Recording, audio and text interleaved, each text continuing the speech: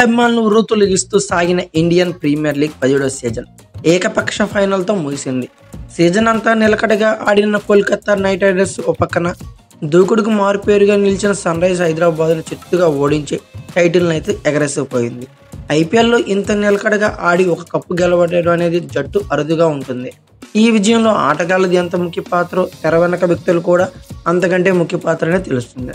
ప్రధానంగా night riders మెంటార్గా ఈ సీజన్లో బాధ్యతలు అందుకున్న గౌతమ్ గంభీర్, యజమాని షారుఖ్ ఖాన్ ఇళ్ల మీద ప్రశంసలు కురుస్తున్నాయని చెప్పుకోవాలి. వాళ్ళు తెర వెనక పోషించిన పాత్ర ఆటగాళ్ళలో ఒక ప్రేరణ కల్పించిందనడంలో సందేహం అయితే లేదు. టీ20 క్రికెట్లో కోచ్ల పాత్ర పరిమితమే, ఇక ఫ్రాంచైజ్ క్రికెట్లో మెంటార్ అంటే మాత్రం మాత్రమే చెప్పుకోవాలి. బట్ సచిన్, గంగోలీ, వివిఎస్ లక్ష్మణ్ లాంటి వాళ్ళు ఐపీఎల్లో మెంటార్ పాత్రలో ఏదో ఉన్నామంటే ఉన్నాం అనిపించారు. ఎక్కువగా క్రికెట్ వ్యవహారాల్లో జోక్యం చేసుకున్నట్లు కూడా కనిపించలేదు. కానీ గౌతమ్ గంభీర్ మాత్రం అలా కాదు. గత 2 ఏళ్లలో లక్నోకు మెంటార్గా మంచి ఫలితాలు రాబట్టిన అతను ఈ సీజన్లో తాను ఒకప్పుడు ఆటగాడిగా, కెప్టెన్గా ప్రాతినిధ్యం వహించిన కోల్కతా నైట్ రైడర్స్కు మారి అక్కడ బలమైన ముద్ర వేశాడు. ఎప్పుడో 2017లో తాను కెప్టెన్గా ఉండగా స్పిన్నర్ అయిన సునీల్ నారాయణ్ ఓపెనర్గా పంపి ప్రయోగం చేసిన గంభీర్ ఈసారి ఆ ఆలోచనను మళ్ళీ తిరిగి అమలులో చేశాడు. ఇంకా జట్టును సమిష్టిగా నడిపించడంలోనూ ముఖ్య పాత్ర పోషించాడు.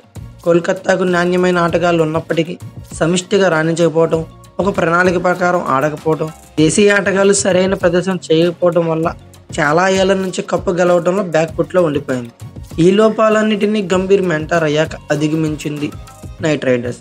మిచెల్ స్టార్క్ను భారీ రేటు నుండి పెట్టుకొనటం దగ్గర నుంచి గంభీర్ ప్రతి విషయంలోనూ వ్యూహాత్మకంగా వ్యవహరించాడనే చెప్పుకోవాలి.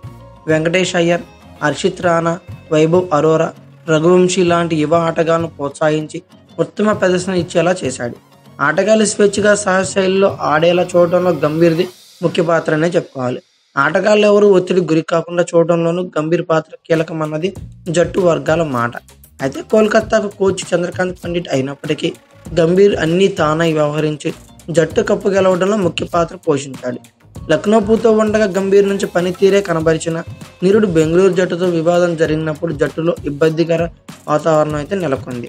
అది ఆ జట్టును గంభీర్ విడిచిపెట్టాల్సిన పరిస్థితికి దారితీసింది.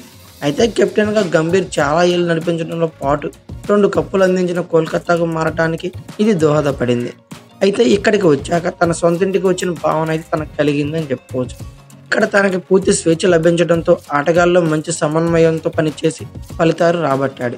ఇక మెంటార్గా ఉన్న కోల్కతా కోసం గంభీర్ ఏం చేశాడో అందరూ చెప్తున్నారు. మరి యజమానిగా షారుఖ్ ఖాన్ ఏం చేశాడు అన్నది చర్చనీయాంశంగా మారింది.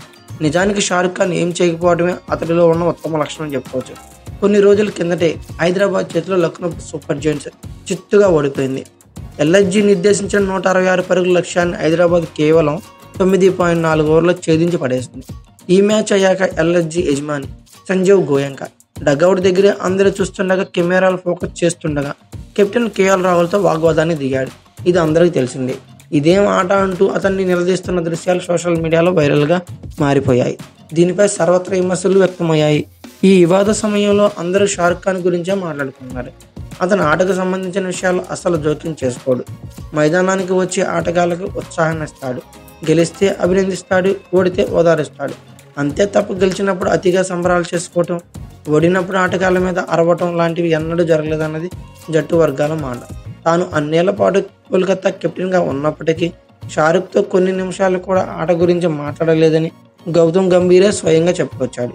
ఇదే విషయమై ఓ యూట్యూబ్ ఛానల్లో చిట్ చాట్లో షారుఖ్ మాట్లాడుతూ తనకు ఎవరైనా నటనలో సలహాలు ఇస్తే ఎంత కోపం వస్తుందనేది, అలాగే తనకు పెద్దగా అవగాహన లేని క్రికెట్లో ప్రొఫెషనల్ ఆటగాళ్లకు సలహాలు, సూచనలు ఇవ్వకూడదని భావిస్తున్నానని షారుఖ్ ఖాన్ తెలిపాడు. తనదెంతో బిజీ షెడ్యూల్ అయినా సరే ఆటగాళ్లను ఉత్సాహపరచడానికి షారుఖ్ తరచుగా స్టేడియాలకు వస్తుంటాడు.